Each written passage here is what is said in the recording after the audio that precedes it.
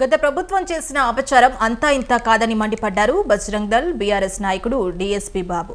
తిరుమల శ్రీవారి లడ్డు వివాదంపై స్పందించిన ఆయన జగన్ పాలనపై మండిపడ్డారు. హిందువుల మనోభావాలను కించపరిచేలా లడ్డు ప్రసాదంలో జంతువుల నూనెను వాడటం క్షమించరాని తప్పని ఎన్డీఏ ప్రభుత్వం కఠినంగా శిక్షించాలని డిమాండ్ చేశారు.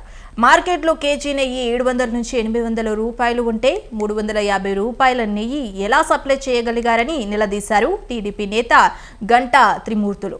అయితే హిందువుల మనోభావాల్ని దెబ్బతీయటానికే జగన్ ఇలాంటి కుట్రలు చేశారని ఆయన ఆరోపించారు.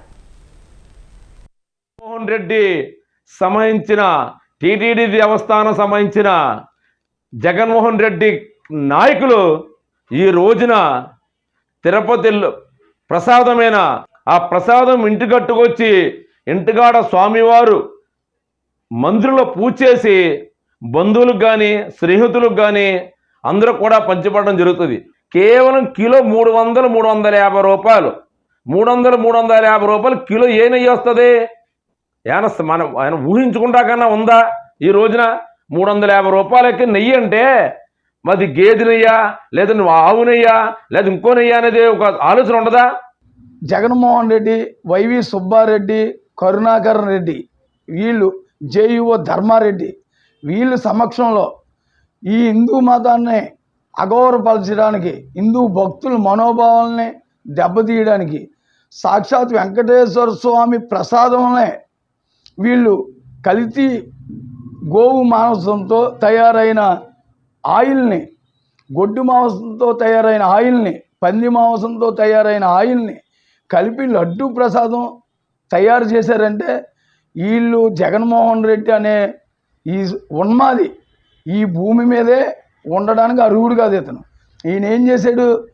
కావాలని ఈ ఈ సుబ్బారెడ్డి, కరుణాకర్ రెడ్డి వీళ్ళు ఎక్కడో పూర్వం నుంచి నంది అనే సంస్థ మనకి నెయ్యి తయారు చేసి పంపేది. అటువంటి కంపెనీని పక్కన పెట్టేసి ఎక్కడో ఢిల్లీలో ఉన్న పంది మాంసంతో తయారు చేసే ఆయిల్ని పెట్టి మొత్తం ప్రభుత్వ యంత్రాంగం తిరుపతిని సర్వనాశనం చేసి ఈవేళ ఈ ధర్మారెడ్డి అనే జేయుఓ అతన్ని వీళ్ళందరినీ ముగ్గురిని ఉరి తీయాలి. యావత్ ప్రపంచం ముందు తలదించుకునేలాగా మన భారతదేశ హిందువులందరూ తలదించుకునేలాగా చేసిన జగన్మోహన్ రెడ్డి చేసిన తప్పు ఇంత అంత కాదు.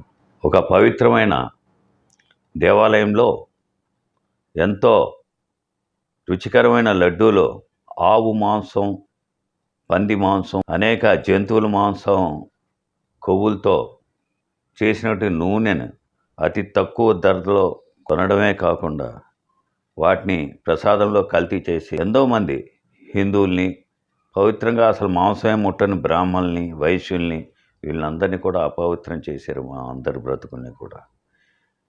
ఇలాంటి వాడుని మనం ముఖ్యమంత్రిగా ఎన్నుకొని ఎంతో పాపం చేసినట్టు అయిపోయింది ఈ జన్మకి.